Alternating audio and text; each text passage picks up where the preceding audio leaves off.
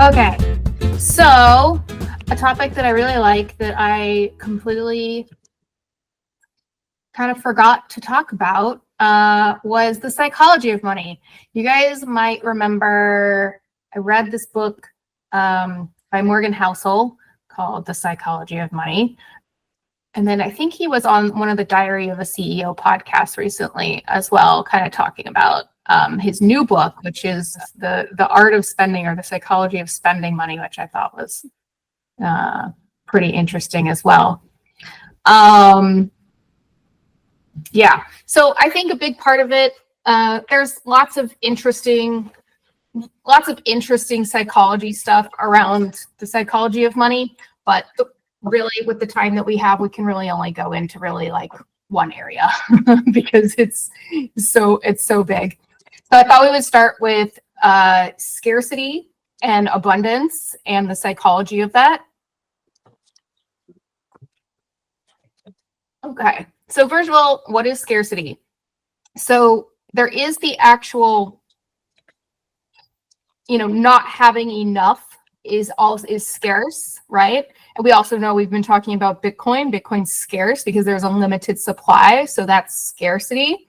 But in the psychological sense, we're talking about it being a psychological state of where you're feeling like you lack time or money or resources, whether you actually do or not. Psychological scarcity. So you can have a scarcity mindset and feel scarcity even though you are not objectively experiencing scarcity. And the other way around. You can be honestly in hundreds of thousands of dollars of debt and still have an abundant mindset. It's really all about your mindset and the psychology of how you're thinking about it. Another interesting thing is when you look at the physiological response in the body. So when you feel this feeling of not enough, or like I need more time, I need more money, I don't have enough money, I don't have enough time, that actually releases stress hormones like cortisol and adrenaline. And you feel that has downstream effects on your body. So before you even can say, oh, I'm feeling scarce, your body is feeling that scarcity, like from before you're even like cognitively aware of it. So yeah, so this is an important topic because, maybe we should have talked about this a lot earlier, because if you can shift your mindset, it makes a lot of the other financial decisions that you have to make a lot easier downstream. Because when you're in a scarcity mindset, it's just extremely difficult to think clearly. So, because it's not like a lack of motivation or a lack of intelligence, right? It's just unconscious feelings and physiology within the body that's then impacting your ability to think abundantly. Okay, so there's a book called Scarcity, Why Having Too Little Means So Much. I forget the authors, but you could look it up. But they also did scientific studies. So they were, I don't know exactly what they did studies on the psychology of scarcity. And they found two concepts that are related to scarcity and like the psychological effects of this. So one is this idea of tunneling. Here's a good example. So try to hold your breath for like 15 seconds.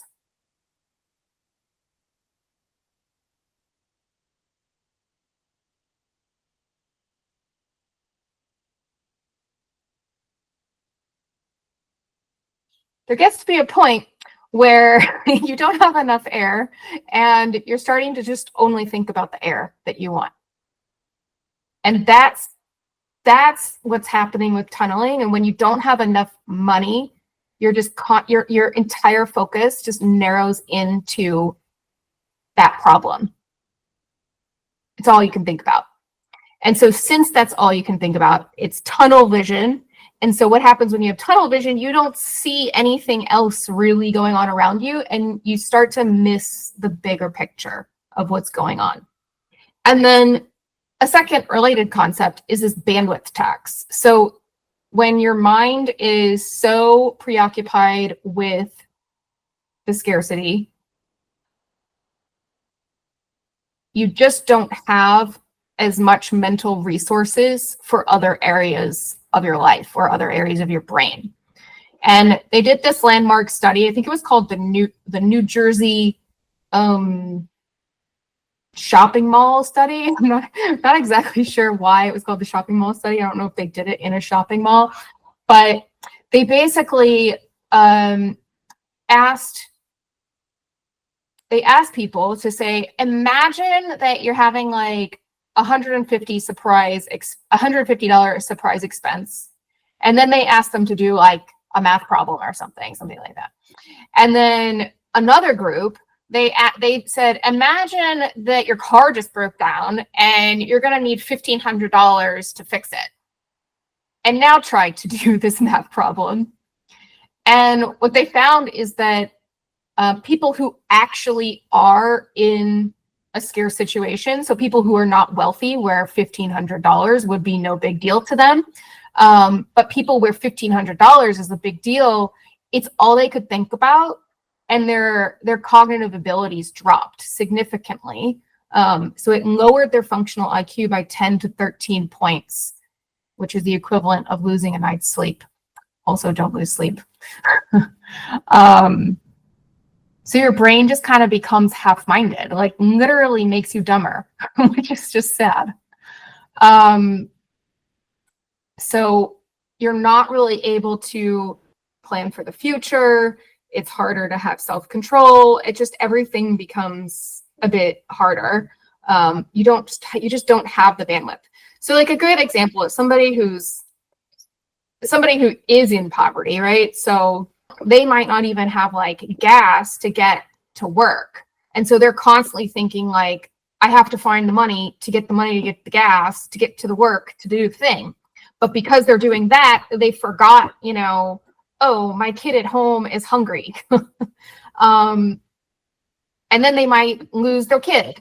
And then now they're struggling even more, and they're feeling even more scarcity. And now it's just this cycle. And so it really just fucks your whole life, right?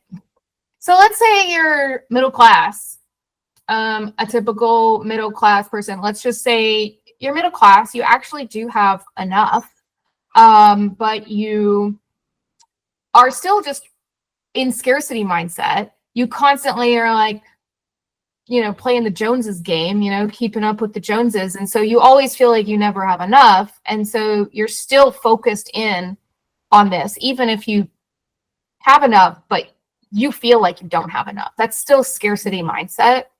Right. And you still have that tunneling effect, which means you're still ignoring that bigger picture. It may not have as much of the bandwidth tax effect on you, but you're still tunneling. You still can't see the bigger picture. And you see this happen all the time with people who really have enough to provide for their families, but they feel like they always need more. So they take on more stressful jobs. They spend less time with their families, and the classic, like, dad's at the office working super late and misses like the kids' baseball game. Like, that's tunneling essentially.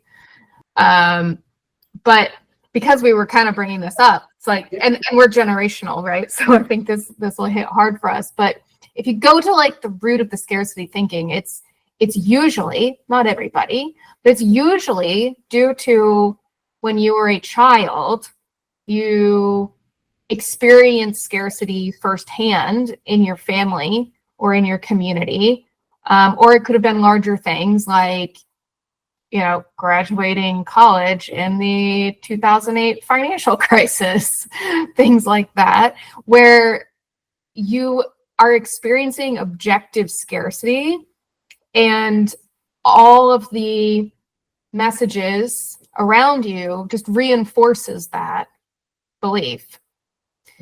And so you see money always disappearing. You never see wealth being created. You see jobs being lost. So you just are like, okay, money disappears. Trust no one. And it's just going to continue until you rewrite those beliefs. Probably the most important one, if you really think about it. So if you're still in scarcity thinking, my recommendation always is to do some journaling around your childhood experiences around money, and just to understand what that narrative is. And then you can kind of imagine, okay, well, what if my experience were something else? What if I grew up with different money stories when I was younger? Maybe the money stories that,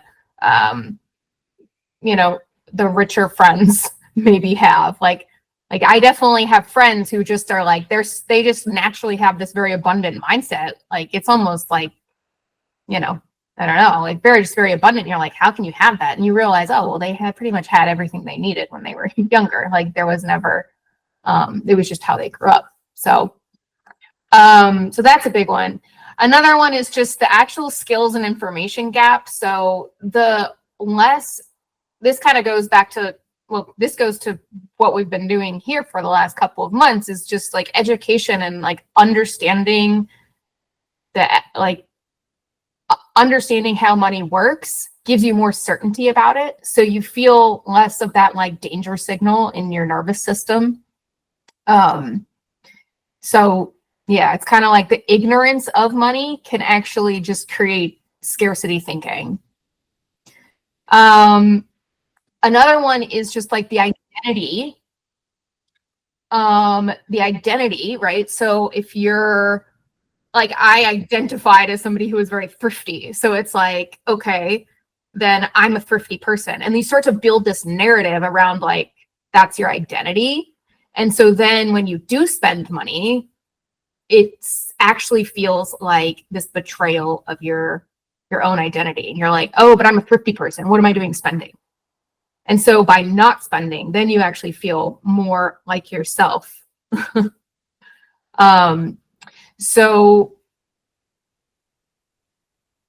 it kind of just keeps rewarding this belief over and over and over again. Brianna asked, how does she know she has a scarcity mindset? There's a couple. If any of this feels like it rings true to you, then you kind of either know or you don't know. Like, I definitely know that I definitely was sitting in a scarcity mindset for a very long time because I just could not spend money. Because I constantly just thought, I don't know. I don't feel like I can make money. I don't feel like I can keep money. So I just had this feeling of like, there's just never enough, or I might lose it all kind of feeling. And that's a scarcity mindset, rather than this feeling of calmness in your nervous system. Almost, it feels like this calm in your nervous system of like, okay, I trust that even though I might not have a lot right now, like I trust that I will in the future. It's like, you don't feel like money is limited. You feel like there's always more money to be made. There's always, even if you lost everything, you would have the confidence in yourself to know that's okay. I can start again, The last one that I was just going to touch on was the reference point drift. This is something that Morgan Housel talks about in his book, The Psychology of Money, is just this, it's the keeping up with the Joneses. But like, if you ask yourself like 10 years ago, how much money do you need to feel secure? You might've said like $1 million, but then you get to $1 million and you're like, yeah, but that's actually not enough. Now I want more. And like, the more you get, the more you just are like, oh, well, maybe that's not enough, and that kind of happens. Or you're just literally like, oh yeah, our neighbors are doing XYZ, so like, and we can't do that, so maybe we're not that financially secure. Okay, so then the scarcity trap, this is also something that they talk about in the book with the tunneling and those concepts, is just that this then becomes this cycle, the cycle where you are stressed out about money. So you're only focused on that. You have no bandwidth for anything else. And that's all. It's like pretty much your life. And this is most people. Well, 65% of Americans. So then that, as we learn, then impairs the decision making around finances and other things. Maybe you're not making good decisions around jobs to take, or to ask for a raise, or invest in your 401k, or, you know, I don't know, checks keep bouncing, whatever, right? You're only thinking about the short term, right? You're not thinking about the long term, like your parents, Sharon. Then you're not making decisions, or you're avoiding decisions because you literally don't have the bandwidth for those decisions. You're afraid of risk because, well, it could be two ways. The research actually shows that you're either have a lot of fear of risk in that scenario because you just literally have no room for risk, or you're even more risk seeking and you're gambling or playing the lottery because you're literally like, I literally have nothing to lose. Like, I'm just going to bet it all because I'm so desperate, kind of thing. There's that whole show on Netflix, that really, really gory one, that's basically about all the people so desperate that they're willing to like face death to win this huge pot of money. And you can see a lot of weird psychological shit happening in that, where they're like, well, I could literally leave now with, you know, $1 million, but they're like, but that's not enough. I think I'm going to try and get even more. And more, it doesn't work for them. And so this is like this perpetuating cycle. So you can also see this maybe happen with like a retiree who's hoarding cash. Like, you see like a lot of retirees might just literally be holding US dollar cash in like 60% of their money in cash because they're just so afraid, or they just forgot to invest it, or they just don't know. I mean, there are probably a lot of people like this. And then it locks you into this identity because you can't even see that you're in this cycle, really, because you're in it. You can't step outside of it. So you just sort of become that identity, like that, thrifty person, like I was saying that I am, or at least I was, right? I identified with that for a long time, but I don't identify with that anymore, because what Brianna said, the identity thing goes two ways. You either identify with it, and so it's self-reinforcing, but you can also choose a different identity. You can say, I no longer want to be this identity of like, I'm thrifty and people think that I'm like never going to be generous. You're like, I actually want to shift, and I want to be a values aligned spender, and I want to be generous. And you start identifying with that as that identity, and it starts to shift your behavior. So then you start to identify with it. This is objective versus subjective scarcity. So that would be like the classic tunneling, that we're talking about, this death trap, the scarcity trap. But let's say you have a scarcity mindset, but actually have high resources. This is where a lot of retirees are in. It's like phantom scarcity. They might have $2 million, but they're so used to saving and not spending that they have a fear of now spending money. And that's still a scarcity mindset. And that's why Morgan Housel is now writing a book about the art of spending, because a lot of people are in this phantom scarcity mindset. Then on the flip side, let's say you have an abundance mindset. So an abundance mindset, but with low resources, could be like an optimistic builder.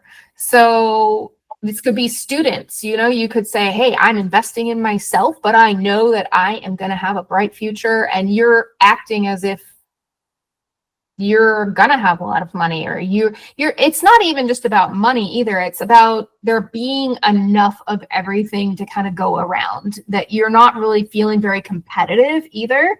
You're just, you have this like growth attitude that your money will grow, that yourself will, you invest in yourself and you will grow, that your relationships are abundant, that you know, your time is abundant. You're not feeling like you have to do it right this minute. So there are people like this who remain optimistic. They're not in this scarcity cycle trap, even though they don't have a lot of money. And these are also the people who generally get out of, you know, they might be in this optimistic builder quadrant, but they're more likely to move to the higher resources quadrant because they have this mindset. A good example is like founders. So founders like have no money, like Brian Chesky, right? He had no money. Their business idea actually came out of them having very low resources, but a very high abundance mindset, you know? So they invested in their idea, and it became what is Airbnb today.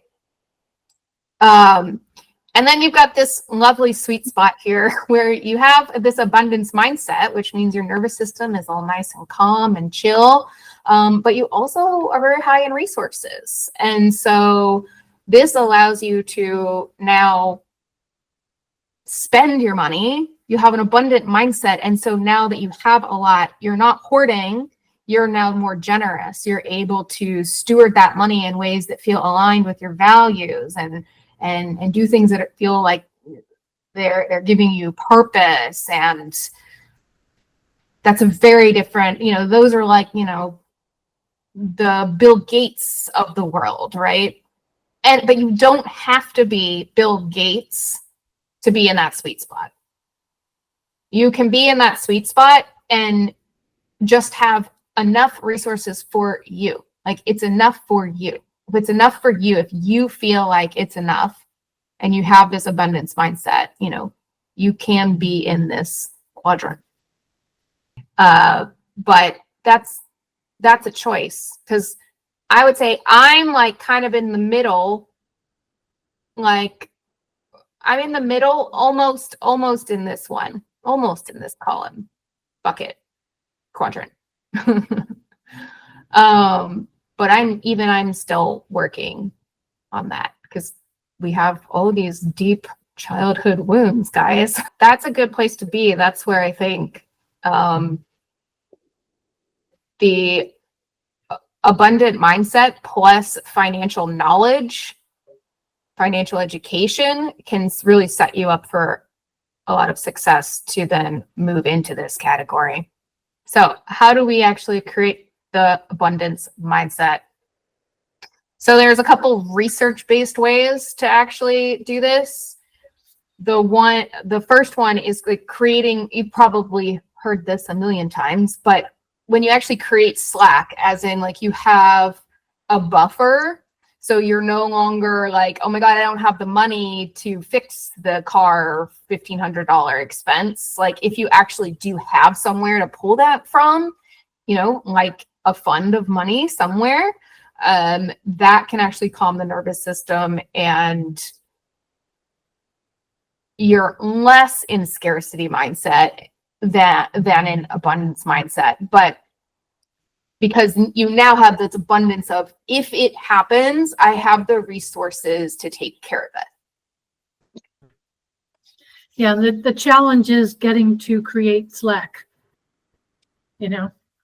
Well, or psychologically just reframing what slack is, because I think that this is a big thing that comes up where you think that you don't have slack just because you don't see the money in your checking account. But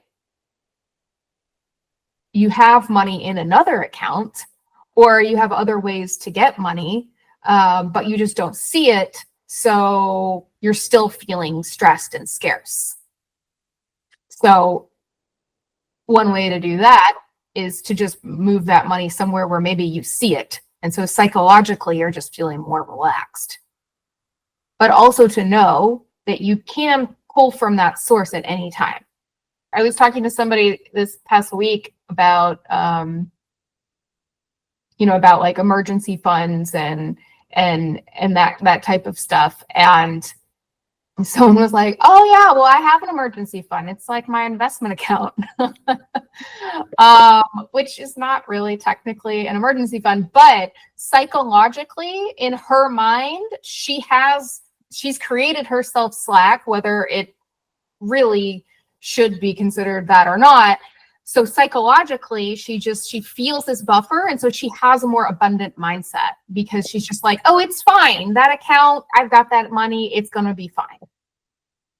So just do whatever psychologically you need to do to create that for yourself, I guess.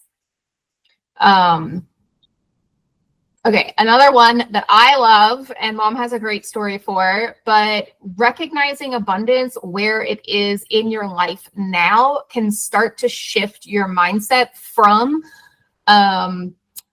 noticing where there is lack to noticing where there is enough or actually abundance.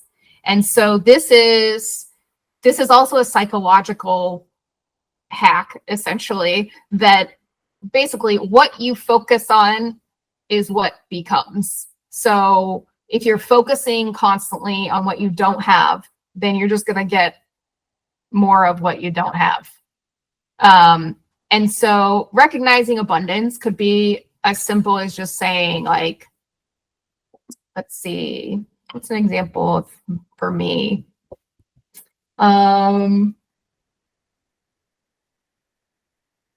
I hosted a meetup and somebody offered to buy me a glass of wine at the bar as a thank you for hosting the meetup.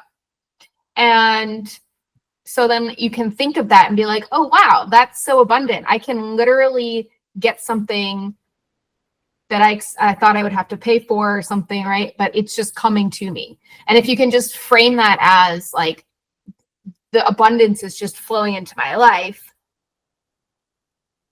that starts to shift your perception a little bit. And you can also just recognize abundance in other areas of your life that's not even financial. So something that I've done is recognizing everything that I do have. So like, well, I feel super abundant because I'm like, well, I have this beautiful house and I have this business that works for me and it produces rental income that covers the cost of the house. Like that's abundant. And then I also have, this apartment and I have everything that I need in this apartment. So that feels abundant. Then you look in your relationships and you're like, wow, I have all these like wonderful people in my life. Like you feel abundant with love. And then I look at my time and I say, I have so much time. I have so much time to pursue the things that I want to pursue. And so you have abundance in other ways other than just in your bank account. Those things. Which then ties a little bit into gratitude. So there was a study where they had participants, I think it was for like 12 weeks or something, it was a while, but they had them list 3 money-related things they're grateful for daily. And they saw a 25% jump in optimism and helpful behavior, which I thought was interesting. So that's interesting because even if you're like struggling or in debt, you can still find money related things to be grateful for every day if you are specifically looking for them. Mom had a good one the other day. She found how much money did you find in the ground? I was saying that I needed to have more cash on me, because there are some times when you just need cash, like back in the old days, aka when I had cash in my pockets, wink, wink. And then the other day, Larry and I were just walking out and about, and Larry looked down and there was a $20 bill on the ground. And I was like, oh, look at that. I manifested cash in my pocket. And he was just like, well, that's not really your money. And I was like, well, it is now, because what am I going to do with it? Yeah, I mean, that you can see the difference in the mindset there. When Larry saw this money on the ground, he just thought, oh, somebody lost it. Whereas mom said, oh, wow, free money just came to me.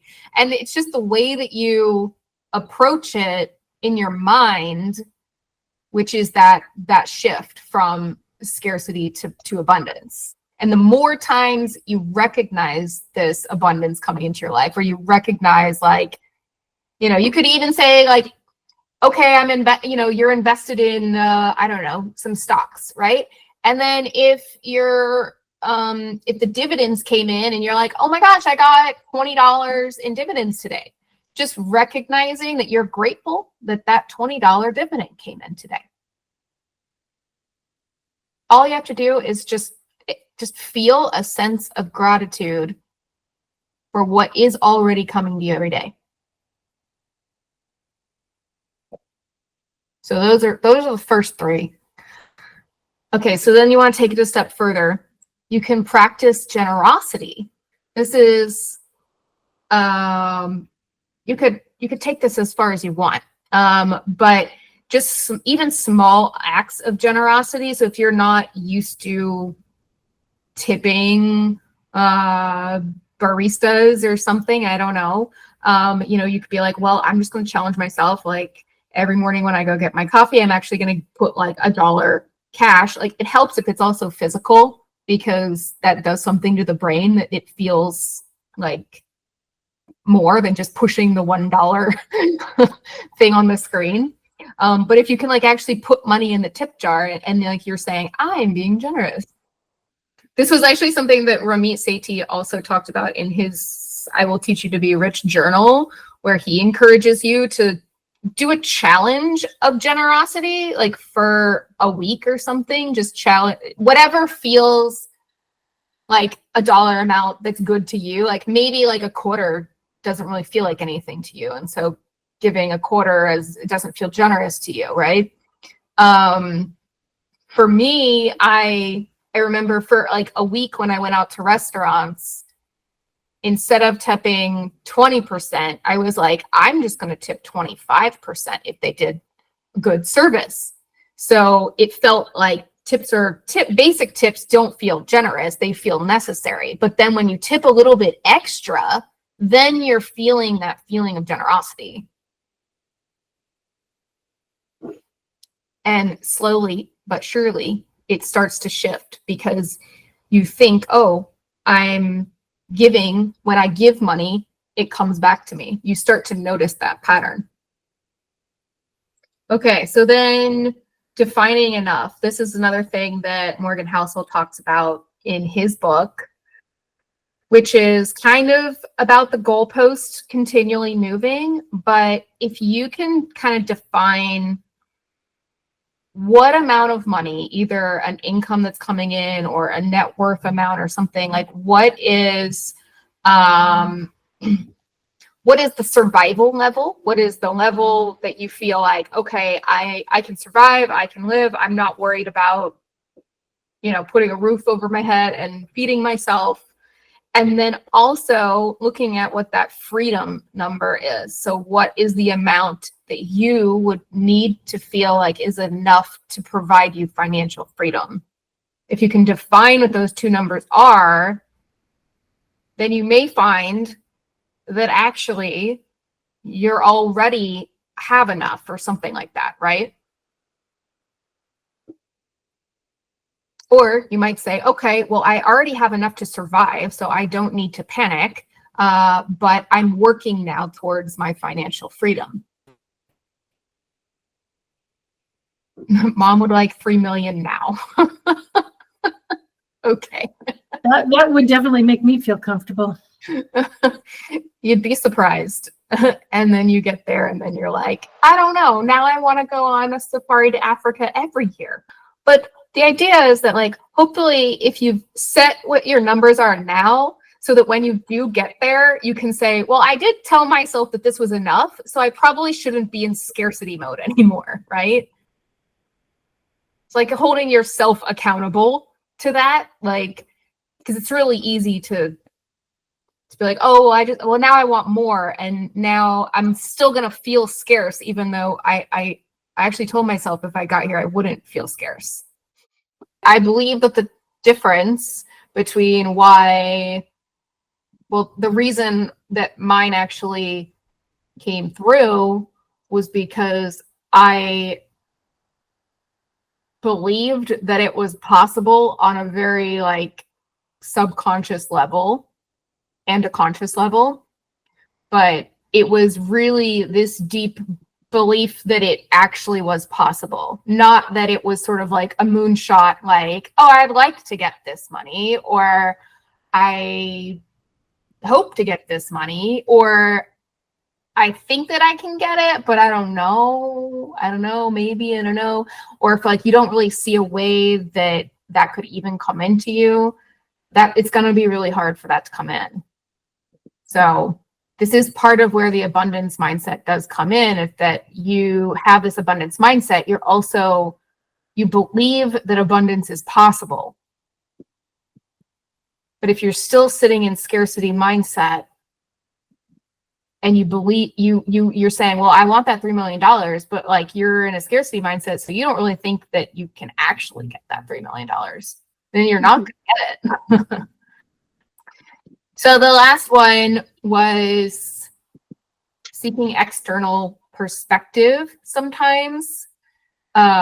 This is to kind of get out of the tunneling and to get out of your own head where you can just, like, get stuck in your own thinking. And so if you say you work with like a financial advisor who, looks at all of your numbers and says, actually, everything looks good here to me. Don't know what you're worrying about. That could help. Or just getting a perspective on your mindset, like talking to other people, or it helps me to, even if somebody's not talking to me, but if I can identify somebody who I think does have an abundance mindset, like kind of taking on their perspective, and I'm like, how would they think about my situation right now? You're able to kind of get out of your own head a little bit. But on a basic level, if you're still scrambling, it does just help to ask somebody, or like me, that can be helpful. So I think this was a lot. I mean, a lot of, like, I'm sure there's a lot of different things that you could do or ways that you could shift, but I would just say pick one thing. If you can't do more than one thing, just one strategy that you want to commit to doing this week. It could be as simple as, I'm going to write down the money things I'm grateful for. It could be, I'm going to book a meeting with Carly. It could be, I'm going to put more money in an account that I can see so I don't feel so anxious.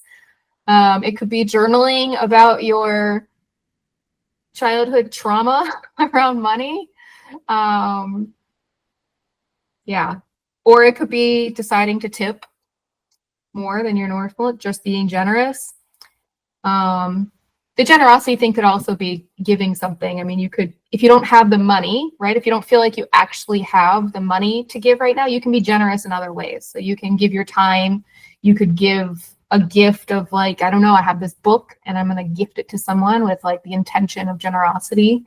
That still counts. Still helpful.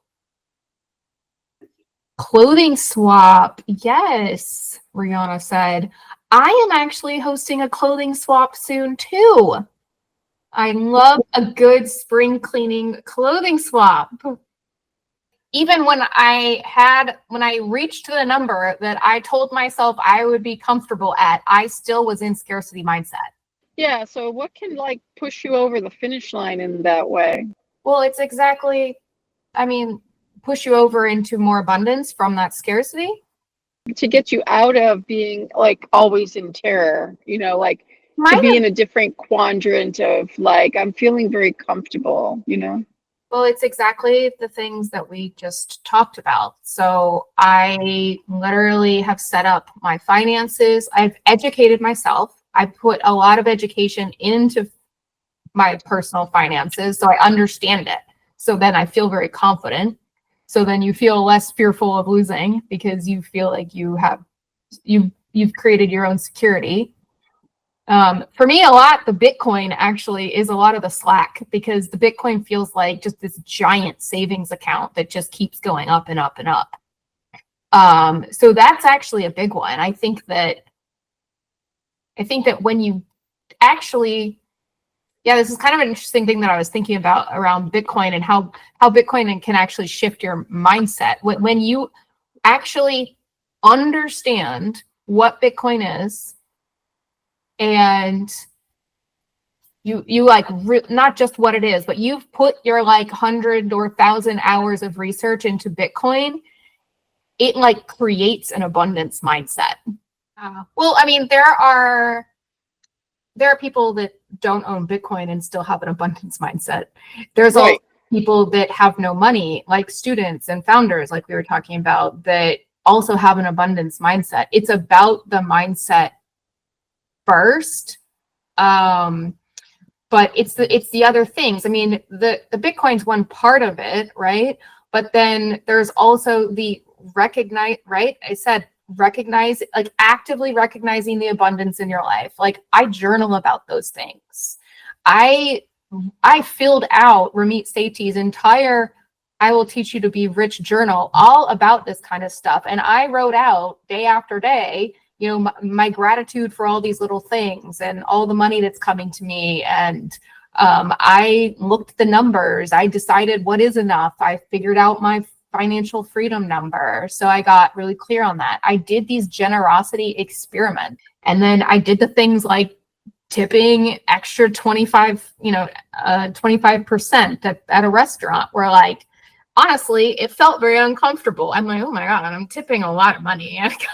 like those thoughts go through your head and you're just like, I don't know. But those are like the old thoughts. And then the more you do it, the less those thoughts infiltrate. It's a psychological thing. My reaction to some of what we've been talking about is the, like you can't really put money aside when you literally have none. Like if you're working at McDonald's and 2 other part-time jobs and you don't have a car that works reliably, it's a lot harder to get into any kind of generous or abundant mindset when it's that bad, and I guess at that point, then how do you try to cultivate a different attitude? I mean, that's really hard, but it has to start with something that's not money, because money is something you just literally do not have. Like if you don't have any money, you can't even buy food this week or pay the rent. That person's in quite a bit more of a challenging situation. And so then I think I don't know how that person gets out of that. The mental fortitude and strength to have an abundant mindset in that kind of situation, it's a little bit like overwhelming to even think about. I think practice is really important. So I'm gonna leave this call and leave you with I think that I'll try it and would challenge you guys to try to practice something like journaling more, giving more tips, doing more charity, whatever it is that you're able to do, so that we can report back and see how that shifted, if anything, in our mindsets. Thanks for being here, guys.